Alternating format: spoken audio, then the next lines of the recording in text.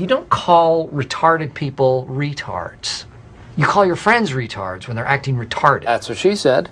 That's what she said. That's what she said. That's what she said. That's what she said. That's my joke. Damn it, Dwight. Nobody likes beets, Dwight. Why don't you grow something that everybody does like? You should grow candy. Merry Christmas! Ho, ho, ho, pimp! I want people to be afraid of how much they love me. Nice job, Bill. Not. I worked in a fast food restaurant to save up money for school. And then I've lost it in a pyramid scheme. How long does it take for you to do something simple every day, like brush your teeth in the morning? I don't know, like 30 seconds? Oh my God. That's 3 times as long as it takes me. What do you say? Let's gangbang this thing and go home. Good? I told Dwight that there is honor in losing, which, as we all know, is completely ridiculous. When people say something's mutual, it never is. But this was mutual.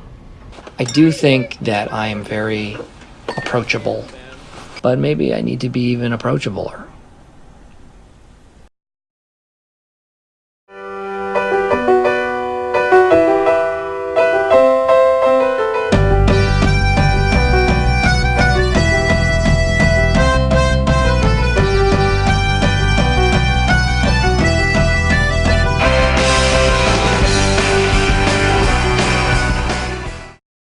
Emotional intelligence is critical for effective leadership, critical for effective teamwork, critical for effective customer service, and critical for effective sales. If you think about emotional intelligence as being the basis, the foundation, the core competency required for effective communication, well, then you absolutely have to think about emotional intelligence.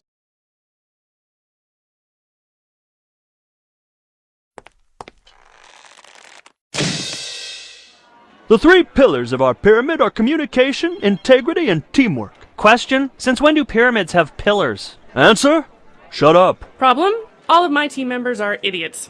If I communicate my honest opinion of their ideas, I won't be a team player. But if I pretend to agree with their bad ideas, I won't have integrity. So instead of being a pyramid, can I be a 2-legged stool like you? Wow, that was much better than my pillar question. Aren't I on your team?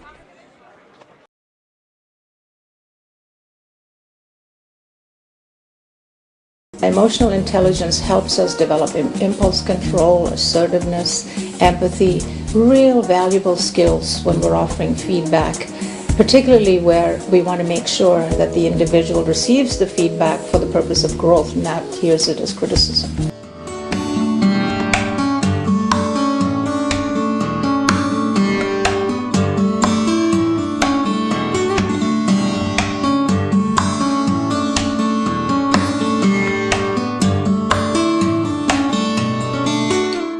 But you know what I'm talking about. You're at your office, somebody comes in with a black cloud over their head, and you start to think, my gosh, what did I do? They're upset with me. And we start to awfulize.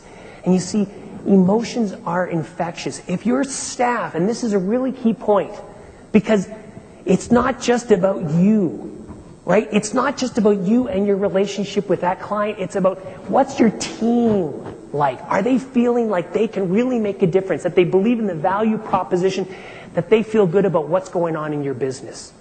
And that's driven by one thing, the relationship between you and them. In large organizations, we see that people don't leave organizations, people leave people. People leave their direct manager. And the relationship between you and your staff is not about IQ, it's not about technical skills, it's about emotional intelligence. We do studies of high-performing CEOs at the US Navy, commanding officers. You know what we find? They don't use command and control. They actually are very good at using emotional intelligence. Do you know, if I studied each of you, you and your spouse, today, we could predict with 94% accuracy, that's huge predictive validity, 94% accuracy, which of you would still be together in a happy, loving relationship 5 years from today, based on one EQ competency. Do you know what that is? How skillfully we air our grievances. How skillfully we air our grievances.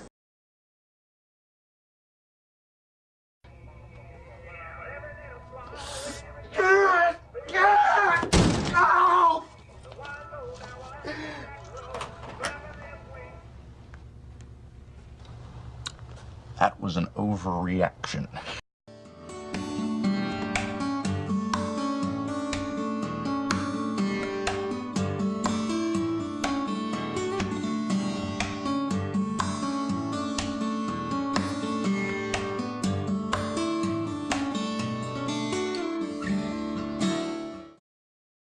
Well, the question is, what makes a person able and capable in crisis to stay cool? Is that just something you're born with, or is it something you learn?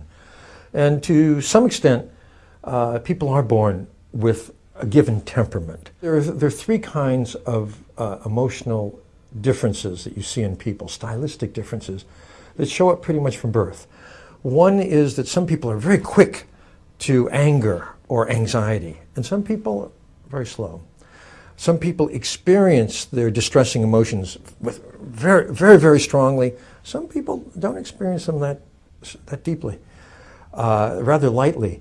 And then the third is some people take a long time to recover, stays with them, 2 in the morning, they're still thinking about whatever it was that upset them. And other people are able to drop them pretty quickly, just to let it go.